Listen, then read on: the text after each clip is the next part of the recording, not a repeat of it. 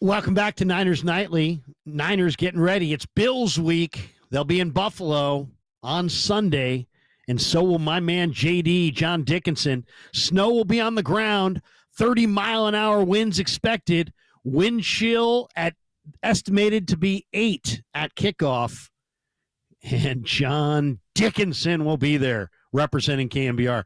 JD, how are you? What's going on, Larry? Yeah, good to be with you, man. I'm gonna get to use a lot of that cold gear that I thought I was gonna need in Green Bay, and really didn't. It was a warm 40 to 43 degrees for most of that game on Sunday afternoon at Lambeau. Well, let's get right into the Niners. We were talking about, big decisions that are lying ahead. And, some people want to go the autopsy route. They could go the autopsy route. If you want to be a man of action, what kind of action do you want to see? One of the big dilemmas, I think, in this offseason is going to be what to do exactly with Deebo Samuel.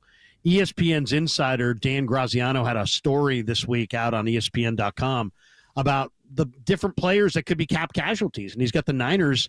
He's got Deebo Samuel as a cap casualty. He's scheduled to make nearly $17 million next year. Most of it's not guaranteed until March 10th. You could designate him with a post-June 1st cut. And but if you release, and you would spread that cap hit over 2 years. But if you release him in March, he's got, if you release him or trade him, it's going to result in a $30 million plus dead cap hit for the Niners. So, what do you do? Do you extend him for, between like 8 to 15 million per year for 2 or 3 years and try to balance it out off the books? Or do you lop him off and potentially take the significant dead cap hit to do so? Yeah, I mean, at this point, it feels to me like this is the end of Deebo Samuel with the San Francisco 49ers, meaning the remainder of this season as they sit now at 5-6 and 6 games to go on the year. I don't know how it winds up ending, but I think when you just look at the other potential, whether it's trade or release or they spread it out or however they do it, but there's just something going on. And I know he had Kyle Shanahan's back today on his own podcast, but there's just something that hasn't been right, whether it's been his play, whether it's been his attitude. And it's funny because, I mean, he came into camp and he was the least of their problems coming into camp. I mean, it was Brandon Ayuk and what was going on there, and Christian McCaffrey's injury that popped up. All of these things, Deebo was way down at the bottom, and he was primed to have, I thought, a great year.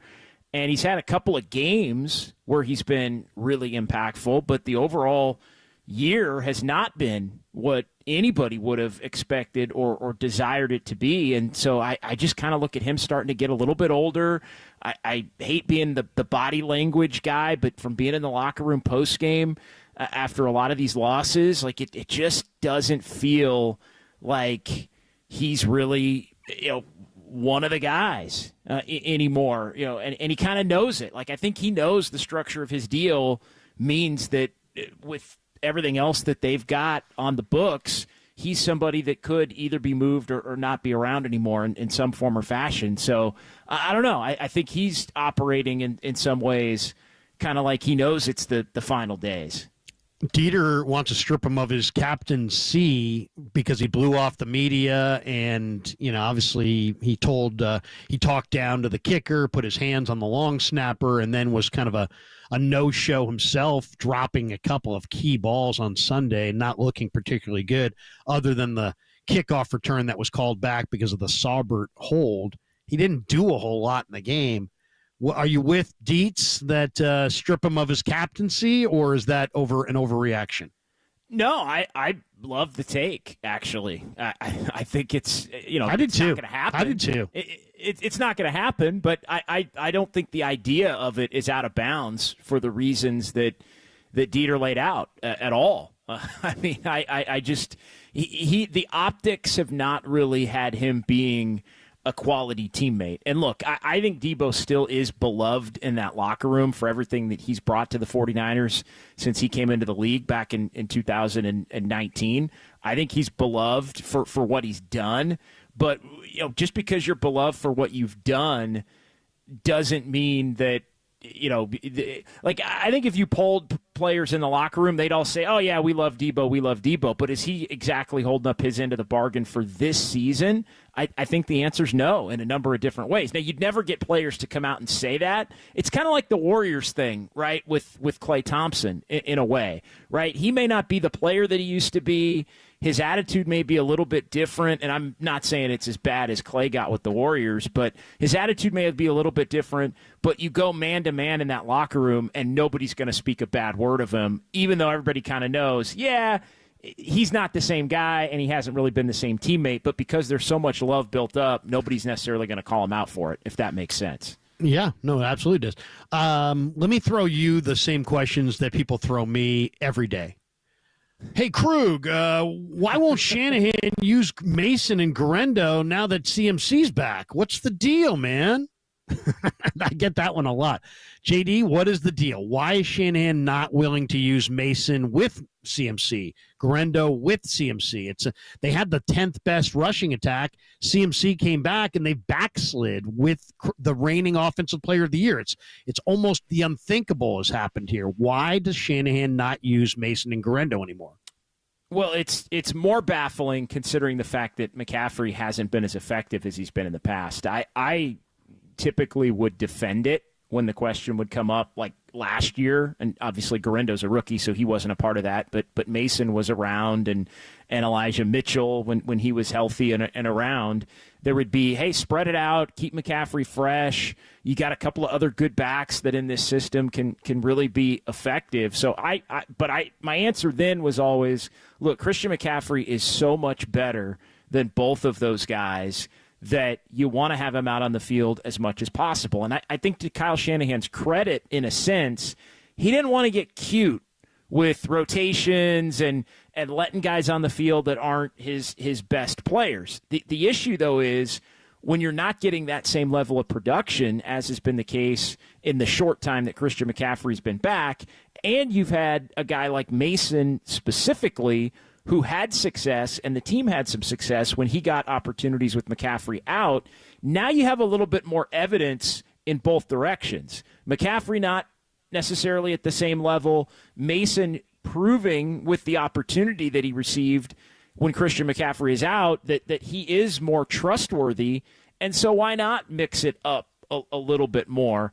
But Kyle just hasn't done it, and it's a hard one for me to explain other than there just isn't an internal trust for Mason, whether it's blitz pickups, whether it's the being a threat in the passing game, if the ball has to get dumped off to him on a pass play. Like I don't totally know what it is. Whether is it fumbling? Mason had I always kind of wonder, is Mason somebody?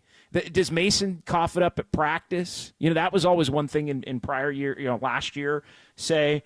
I would kind of wonder. So there's some level of not trusting, a rookie, and I think, a lot of coaches just don't trust rookies. So I think Garendo's kind of in his own category on that. I think Mason's in a category where I would more agree that you could spread it up and divide it up a little bit more evenly than it's been, because it's been so extreme.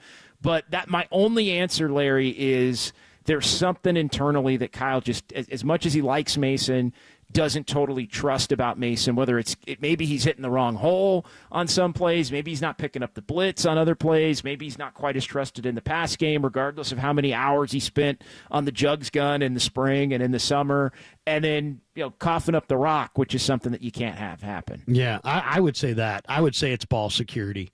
Mason fumbles, Garendo fumbles, because who's the other guy that Kyle loved them a ton? That was Mitchell, and he never fumbled. I don't think he's ever fumbled at all. So, I mean, maybe that's it. Maybe that's ball security. How about poor tackling? What is the poor tackling? I mean, seriously, what's it attributable to? This team missed almost 20 tackles, and it was like 15 in the first half. And Kyle, 10 in the first quarter. 10 in the first quarter, Larry. Well, our count was like 12. It's like, it doesn't matter. it really doesn't matter. 12's way too many. And he said, as soon as he said it, he knew he said the wrong thing because he's like, but 12's too damn many anyway. But what is the reason? Is it fatigue? Is it Greenlaw? Or is it, is it Sorensen? Is it Staley? I mean, why can they not tackle? It seems like it's a defense-wide epidemic at this point. Yeah, I mean, I just think it starts up front too. I mean, I think anytime you're able, especially in the running game, anytime you're able to get through that first level on the defensive line easily, you've got more momentum to be able to make people miss at the second and third levels. So I think part of the problem starts there. It's just the fact that guys are not getting either tripped up front or at least slowed down to a point where linebackers and safeties and others can come in and make the tackles on the running play specifically. The other part of it is, and I've said this all year, and the people that have heard me on with you and other shows in the station are going to be like, oh, there goes JD again. They don't have good linebackers other than Fred Warner, and Fred Warner can't do everything. Yeah. And Fred Warner's missed a lot of tackles this year, as well as he's played. At times, he would tell you, I mean, there's just been too many times where I think a guy's had a little bit of a head of steam against Fred and can either make him miss a little bit to get by him or get through him. And then, I think it comes down to talent. I think Dre Greenlaw has been missed. Yeah. I knew it was going to be huge, but he has been missed even more than anyone I think possibly could have imagined. And then you got a lot of youth in the secondary as well, and guys that are kind of figuring out their way at the NFL level and angles that you have to take and just the toughness that you have. Tackling is a skill. Tackling isn't just about tenacity and just the want to do so. I mean, that's part of it, but tackling is getting the right angle. Tackling is attacking the right part of the body for where you are in the field, and then it's about the ability to want and desire and be physical and strong and all of those different things. And I think whatever it is, the 49ers have not had enough good players on the field this year or experienced players to get it done at the level that needs to be done. Last one, but number one need. Is linebacker the number one positional need of the 49ers offseason that lies ahead? No, I mean, linebacker is a need.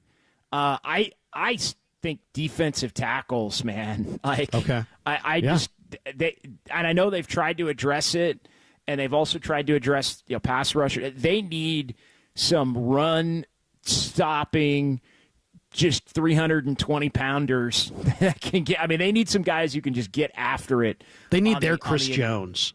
Yeah, they need some guys that are 310, 315 that are just terrors to move. And so that to me, if you're saying, JD, what's the number one thing like on the whole roster, I think they need two new interior defensive tackles that are physical and want the smoke and just can plug up the run. Yeah, the war daddies, the big war daddies. They need a couple of big-time war daddies. A couple of guys from the SEC that just exactly. Don't mess around, man. Exactly. They need those war daddies. I would say linebacker's a close second, though. They need a really good linebacker to go with what they got. They need a couple war daddies up front. They need somebody on that D-line that commands a double team. JD, thank you for your time. I'm looking at my notes here. I'm looking at a JT O'Sullivan note. But JD, thanks for the time. Thanks for jumping in. Your boots on the ground, man. Stay warm this weekend. We don't want to see you with walking pneumonia or something. I mean, that sounds like it could be brutal. Buffalo. I got it all, man. I got the beanies. I got the Under Armour. I got the jacket, man. I'm going to be layered up. I got some. It's funny. At Lambeau. In the pro shop there, in the team shop, they sell hand warmers, like those things you kind of keep. You break them and you put them in your boots. I bought or three put them in of your them. Gloves. Yeah, I bought three of them. I bought them just to not thinking. It's like I might need them for the game in Lambeau. Didn't, but I thought I'm surely going to need them in Buffalo, so I'm going to use the hand warmers from Lambeau in Buffalo on Sunday night. Oh, man, you're going to need them.